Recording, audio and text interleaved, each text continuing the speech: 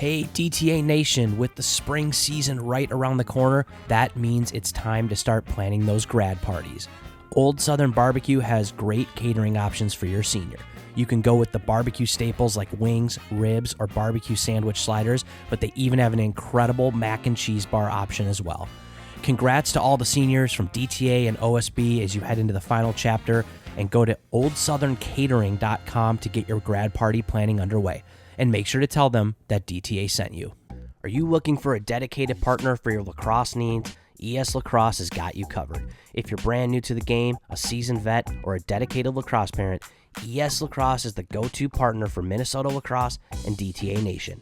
Whether you need new gear, a restringing of your current setup, custom uniforms or apparel for your team, or one of their awesome starter sets for your brand new lacrosse player, the selection, expertise, and service at ES Lacrosse is unmatched. You can visit them in-store at one of their 3 metro locations in Woodbury, Chanhassen, and Vadnais Heights, or visit them online at eslacrosse.com. And we want to introduce DTA Nation to Scott Stark, the head coach of Maryville men's lacrosse, a Minnesota guy, someone that I'm sure many of our listeners know, but he is here, official Down the Alley interview with Scott. So welcome to Down the Alley. Appreciate having me on, guys. Looking forward to it. Been a good amount of time. I've been waiting for this invite, so I appreciate you guys inviting me on. Yeah, Can we ever get a non-PL or Benilde guy on, or I'm not getting into that battle. what? You're on the good side. You're on PL. Depends on who you're talking to, on who's on which side. But yeah, I got Coach Methune in the office, and so anytime there's a PL BSM debate, I try to exit myself out of the conversation as quick as I can. So.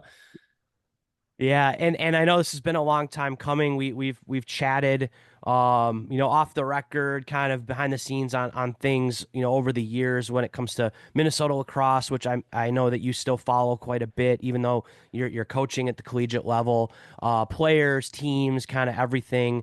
But for those that maybe don't know you, give us a little background on your kind of your lacrosse journey, kind of high level of how you got started in the game, and then kind of what led you into coaching and sort of your path.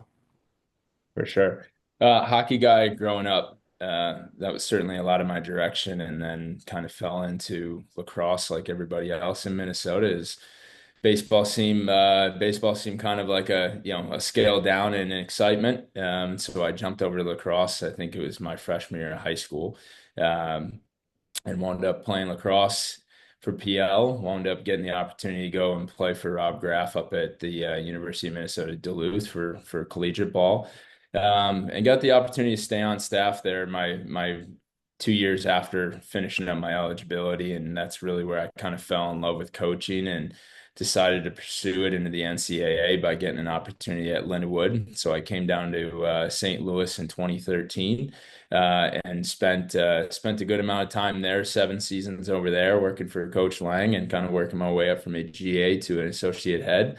And then stepped out of coaching for a year, actually. Tried to do the administrative route, working within the athletic department for development.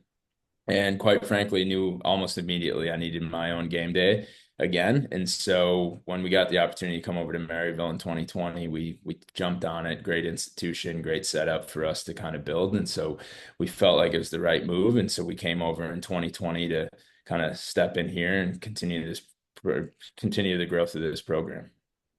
When you took that 1 year, I remember, I'm kind of watching from afar. You went the administrative route. What was that like? Were you thinking maybe athletic director at some point?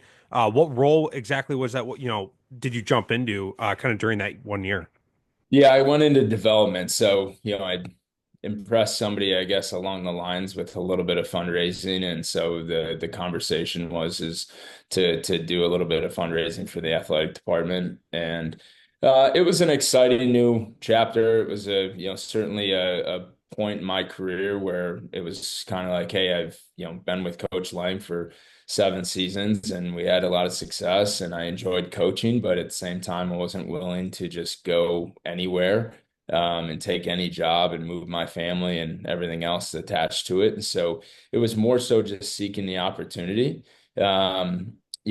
Obviously a lot of unknowns, and I enjoyed what I did. I enjoyed the course of my day-to-day work, just in terms of trying to figure out different ways to raise money and figure out different ways to connect with alums. And it was certainly an interesting process. It just, like I said, I almost knew immediately that I needed my own game day. And credit to a lot of administrators who get up and get excited for the sports that are happening on campus. I just really, it didn't give me the same tick that coaching does. Getting up and knowing it's your game day and that you have responsibility to a win or a loss. Is something that I needed, and that's what I found out pretty quickly, that that's what I need on a daily basis to make sure I love what I do. And so enjoyed the opportunity, but certainly grateful that this coaching opportunity came, because it didn't force me to move my family, and I really did, from afar, I saw Maryville as a great potential, for building a program at the Division II level. And so when it came about, certainly jumped on it, and grateful that I did.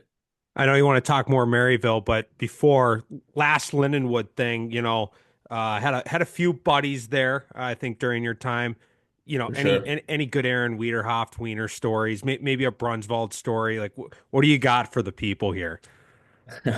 Both good dudes. Brunswild's family's great people.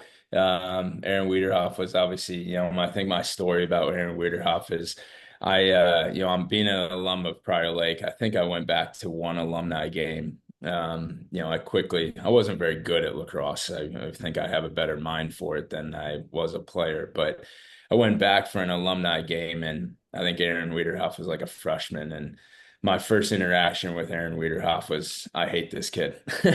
He's too much for me.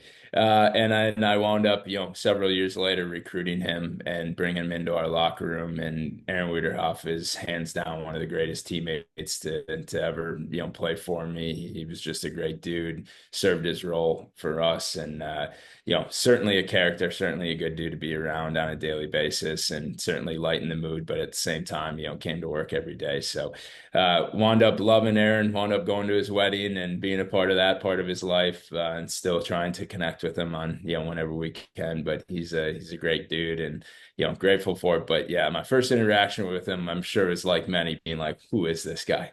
You know? Yeah, that's the whole family. Just if you know, with them. Yep, for sure. Yeah, I love it. Transitioning to sort of, I guess, your role as a Division II coach.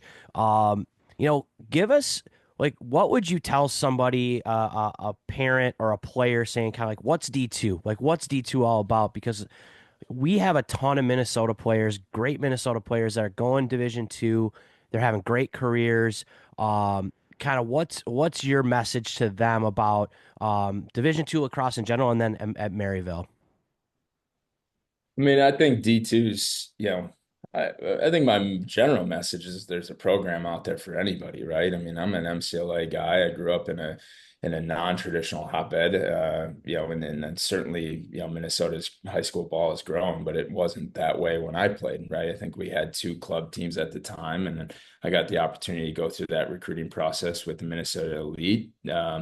And for me, it was, hey, I'm going to go to Duluth for a year and try that out and see where it takes me. And I found out real quickly that it was the right level for me, and it was the right place for me, right? So I think there's a level everywhere. I think when it comes to Division II, for me, it's a level for a talent, right?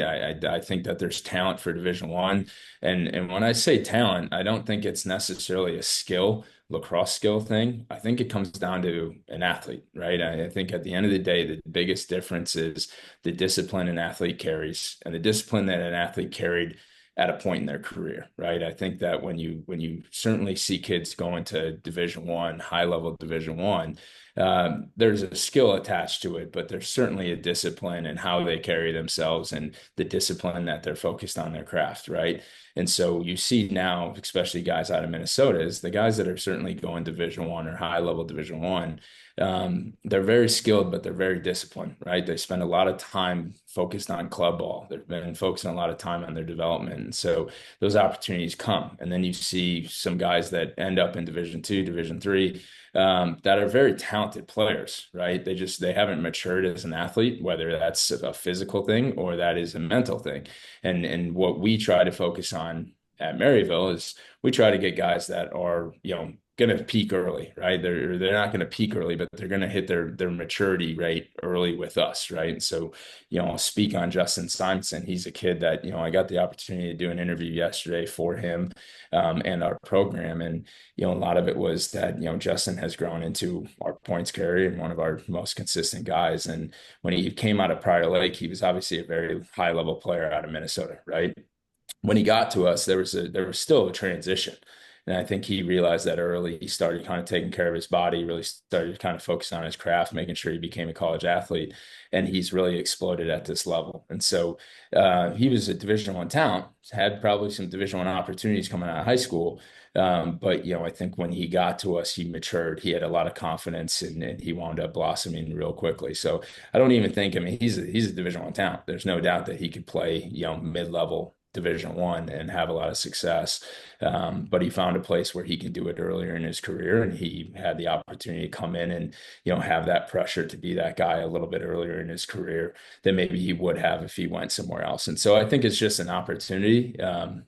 Whether it's Division I, Division II, Division III, or NAIA or MCLA, right? I think it's just an opportunity, and then I think you have to, as you go through the recruiting process, have a good understanding of what your expectations are and what type of experience you want, right? I think that Maryville delivers as good, if not, a better experience when it comes to lacrosse in terms of how we're carrying ourselves, the type of competition that we're seeing on a daily basis, as well as just kind of our mindset, right? We have a big focus in our locker room that when we get to step on the practice field, we got to be grateful for the opportunity to compete for something, right? And that's the type of experience you're going to have at Maryville, is that, we're focused on championships, right? We're focused on trying to be the best in our conference and to compete at the highest level of Division II. And, not every program gets that, whether it's at any level. And so I think that's the type of experience that we try to focus on is, we're focused on trying to be one of the last teams standing at the end of the year, right? You're talking, talent, you're talking discipline. You look at the different, levels. What does the day-to-day look like? I played at the Division I level. We did some coaching at the D3 level. I know guys from NAIA. I haven't had a hands-on experience at the D2 level. What's the day-to-day compared, at the D2 level compared to, up or down, if we're talking NCAA? Because I agree, like there's talent at every level. But what's that lifestyle? What's that experience like that you're talking about at the D2 level specifically? For sure. This question obviously comes up in the recruiting process quite a bit, right? And the way we answer it is that I think that we're no different than any Division III or Division I team that is focused on trying to win championships, right? Or try to have a lot of success. I think that we try to utilize as much time as the NCAA has given us. We try to make sure that we're focused on our athletes and not having burnout in terms of just going hard every single day, right? We want our athletes to be, ready to go on game days. So we got to manage them. But I think our focus and the energy around that focus is very similar to any, competitive team in Division I and Division III, right? I think that's the way we look at it in terms of like, everybody wants to use the life balance, having school and social and playing lacrosse. Like, I believe that, but at the same time, I think where the biggest difference is between us and Division I is that we also get to focus on bringing in good people that are good lacrosse players, right? And I shouldn't say that because Division I obviously has that same focus. I think the biggest piece is that like I don't need the 6'4" kid that's going downhill all the time, right? I think I can mix in a little bit of, and be able to pass on a big athlete like that for a kid who's academically doing better, or, is a better kid or a better fit for our program. And so I think, that's maybe where that conversation comes into play. But at the end of the day, what any team in Division One's doing, and any competitive team in Division Two is doing, and any competitive team that Division Three is doing, I think they're trying to utilize their time as best as they can. I think they're trying to create a culture around, lacrosse being a priority,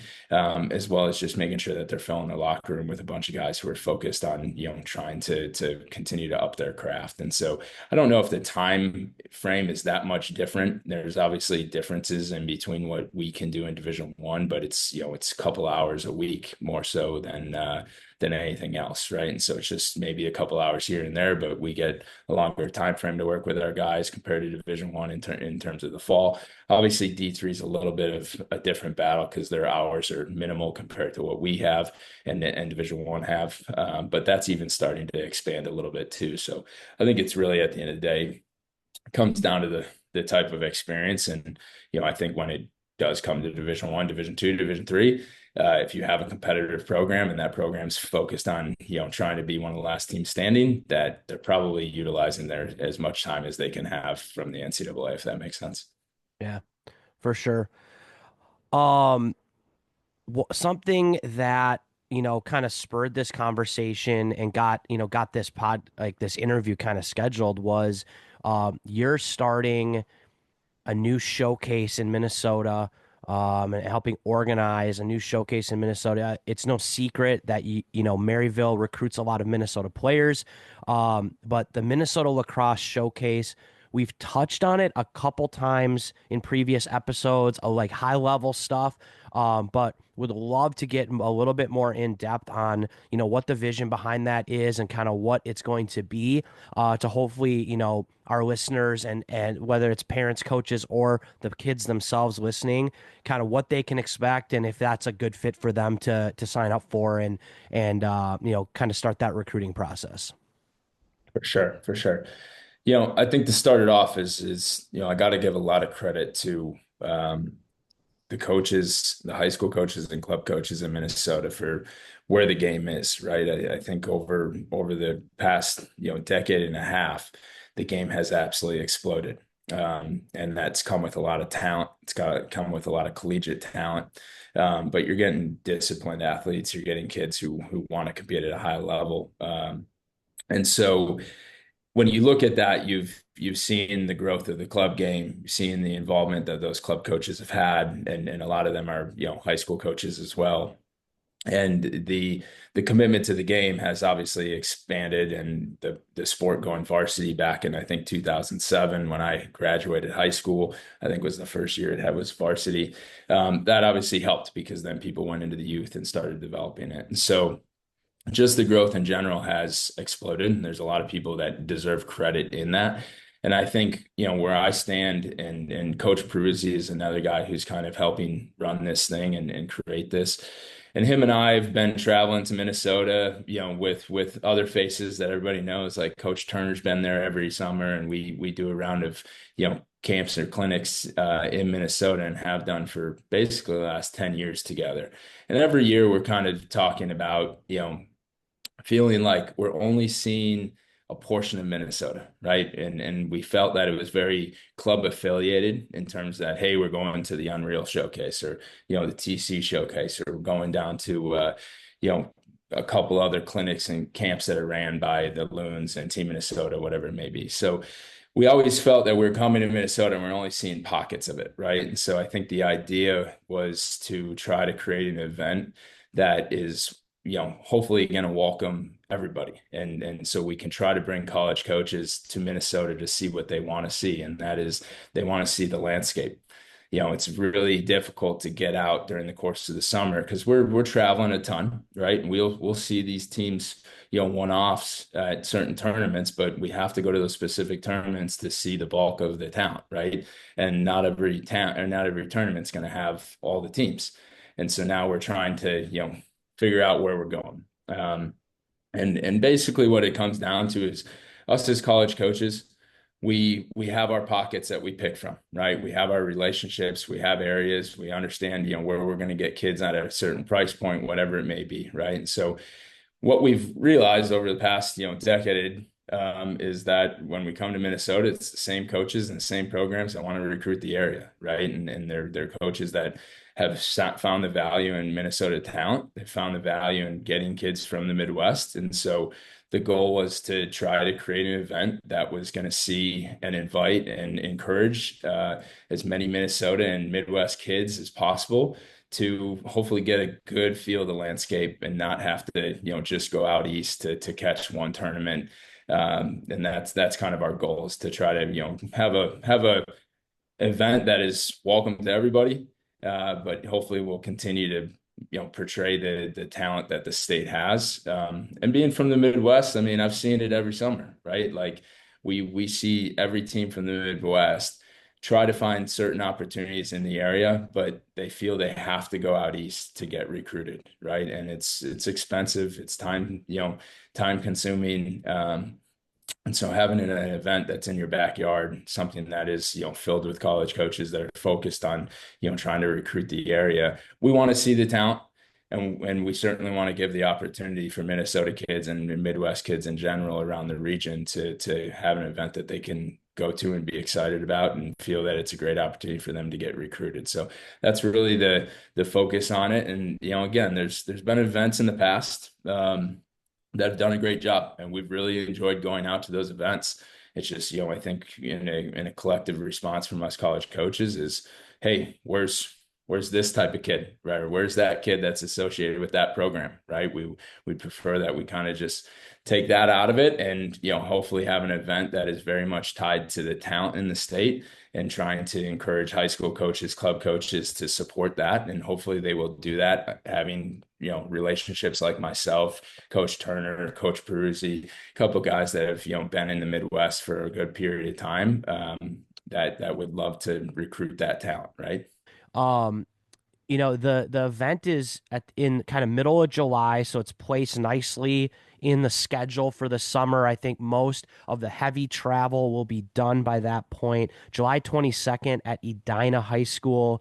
I think, can you give us a little bit of background, like what the format might look like? Is it just games? Is there going to be skills? I know every showcase is kind of a little different. So what's your plan there, or like general idea? For sure. Well, let me just plug this, right? Is when we started this, I think we have pretty good relationships as college coaches, right, across the board. Yes, we're competitors, whether it's Division II, Division III, Division I, like we're still competing for recruits, right? But we're also with these guys all summer long. We see them multiple times a year.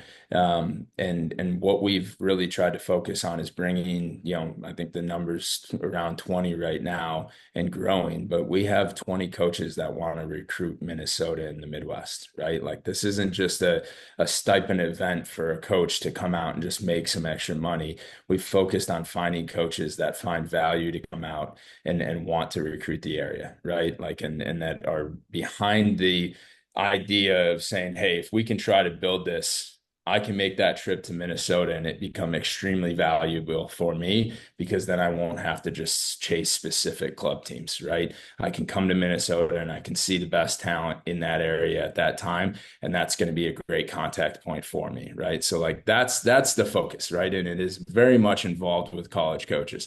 And then when it comes down to the actual format of the event, not everything is defined yet, but you're going to have a skill development side of it where coaches are going to be able to work directly with the athletes. We find a ton of value in this, especially when we have a good understanding of the talent that's going to be there, right? And so when we can go there, and we've already had some relationships with these athletes, or trying to take a look at specific kids that we would like to hopefully be there, that's a great contact point for us to understand how they work, understand how they take coaching, whatever it may be. So I think the development side of it is very important, but we do want to see them play games, right? And hopefully be done in a format that college coaches are coaching, which will be done. The college coaches will have responsibility coaching those teams, and so they'll have those as contact points as well. but we want to see guys play, right? That is a goal of ours. And I think when you ask us when we come to these type of events, sitting in a chair on a sideline and watching, 8 hours of lacrosse is great, but being able to interact and be able to have a little bit of a competitive vibe around it is certainly important. And then I think the other side of it is that you also get to be involved in the game a little bit more, and you understand the athletes a little bit more when you are on the sidelines coaching, just because you're kind of a little more invested into what is happening and how things are being played, right? So there will be a skill development side. There will be games attached to it. It's a 1 day event with the purpose of making sure that we're finding a ton of value in that 1 day, not just a quick 2 hour game and then go home and then have to come back. I think the idea is to, come out and have a full day of, some skill development as well as playing some games. So that's kind of the format.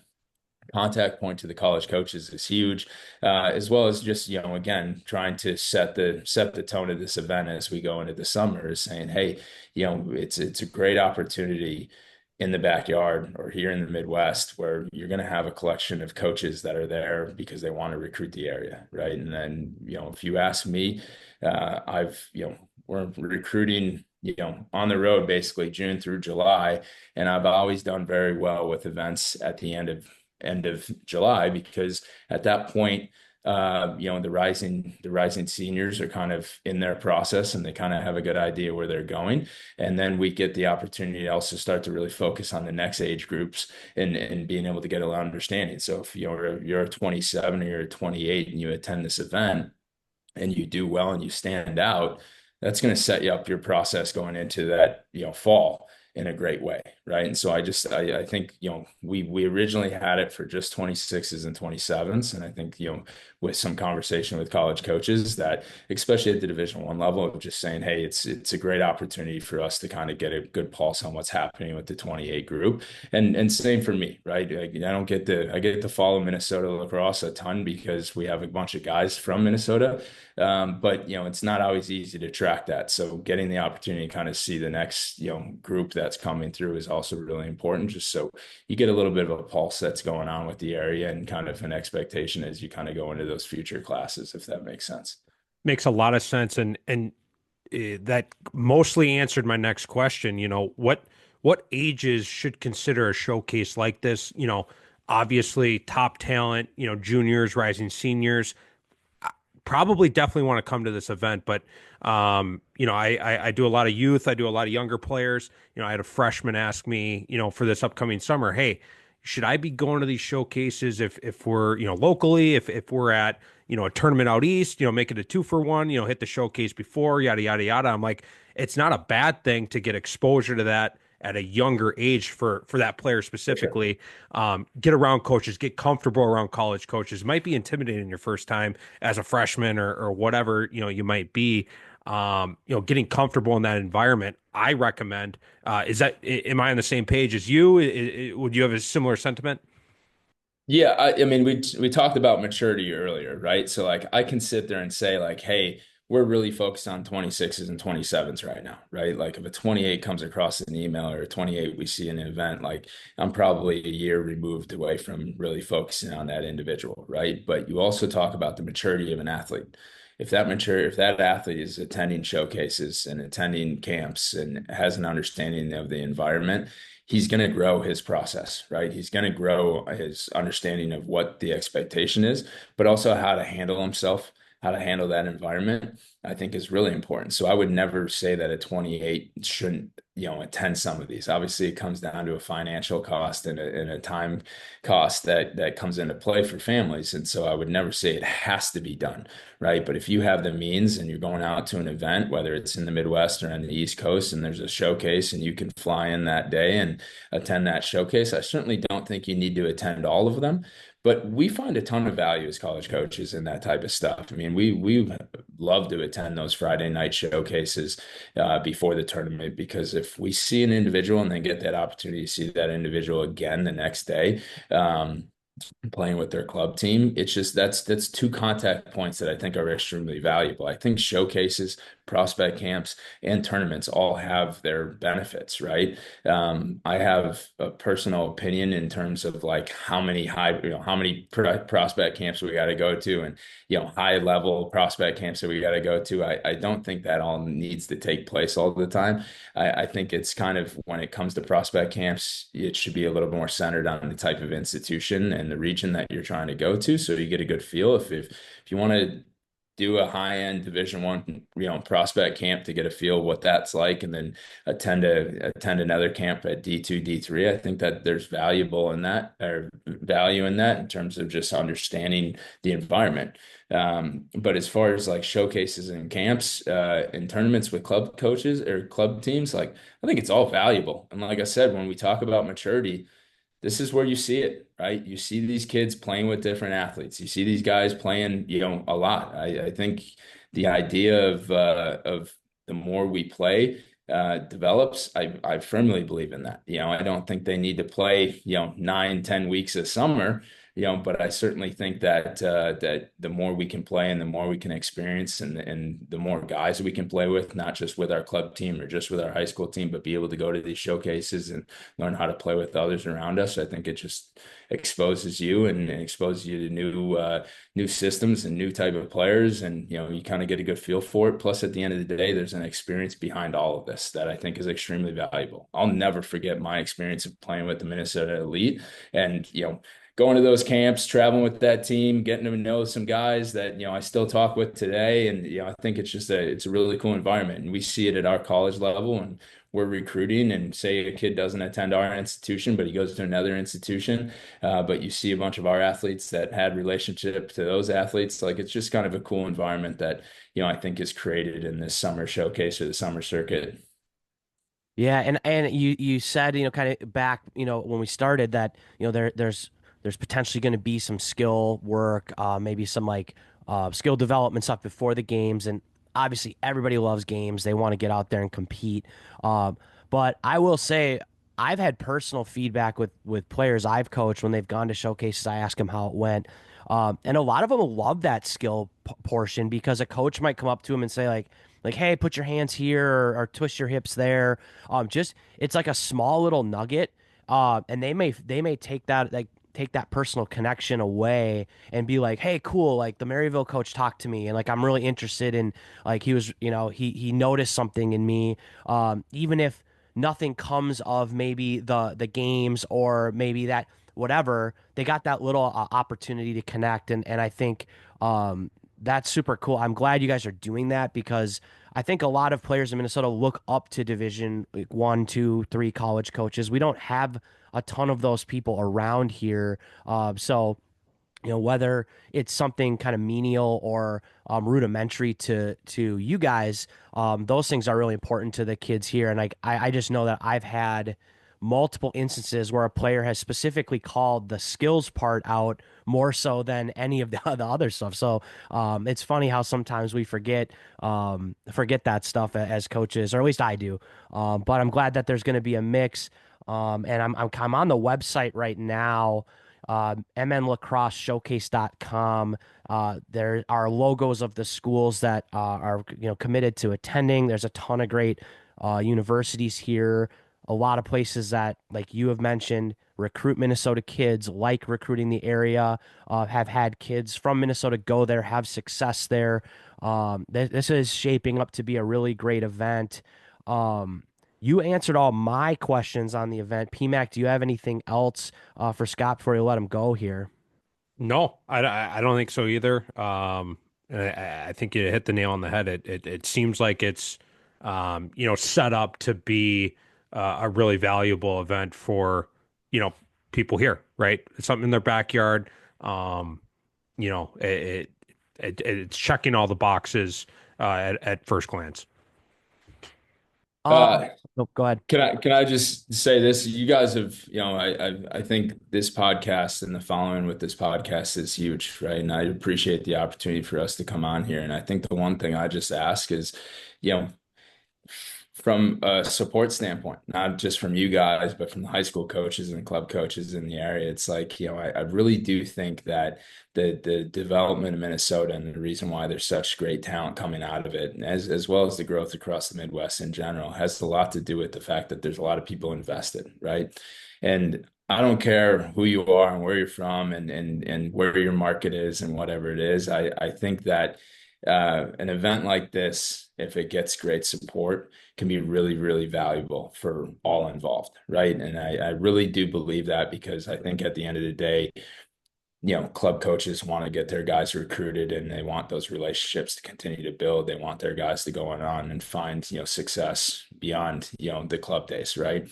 High school coaches the same, right? They don't have necessarily as much involvement in the process, but they certainly have a great involvement in that individual and that kid. And so I think like if there's athletes out there, whether you're club guys or high school guys, if they have an interest in playing at the collegiate level, I would encourage to give this event an opportunity because I do think it's going to be different. I do think that there's a lot of support around it from college coaches, and it is ran by college coaches, right? And so I think it is a little bit different from that aspect that, our focus is to provide a premium type of experience as well as making sure that the individuals there are finding a ton of value in the recruiting process and a showcase like this because we obviously want to make it more than a 1 year thing, right? Our goal is to hopefully make it the event that you don't have to leave the state to go get recruited. So whether you're in the process, you're a big club guy or not a big club guy, if you want the opportunity to try to play in front of college coaches, this can be an event that everybody kind of looks forward to. So I just ask for the support, give us the opportunity, encourage it to your rosters, and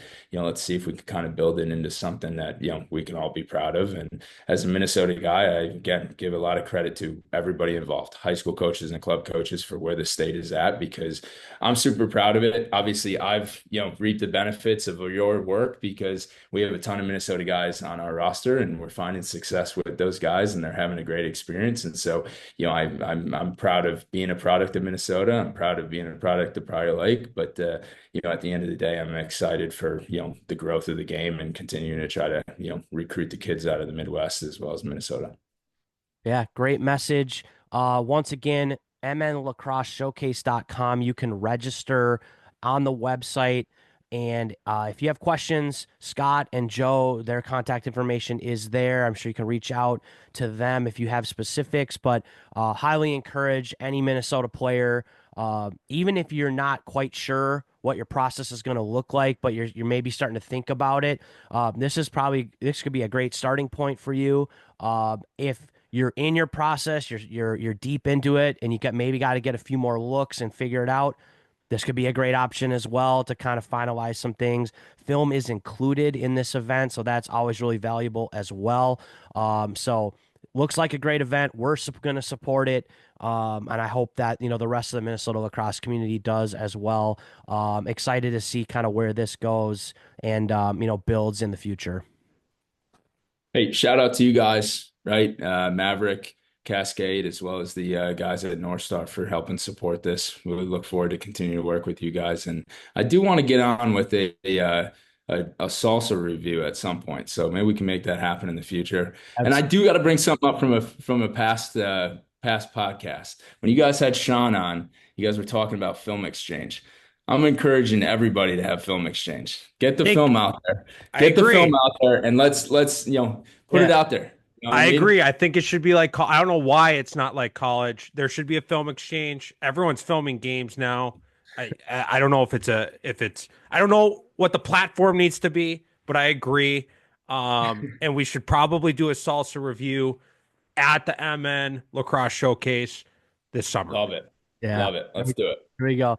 Coach Peruzzi can't handle the hot stuff, though. We got to give him something a little more mild. Not surprised. Not surprised. We'll give him a Minnesota mild. Minnesota mild. I appreciate you guys. Thank you. Yeah, thanks for coming on.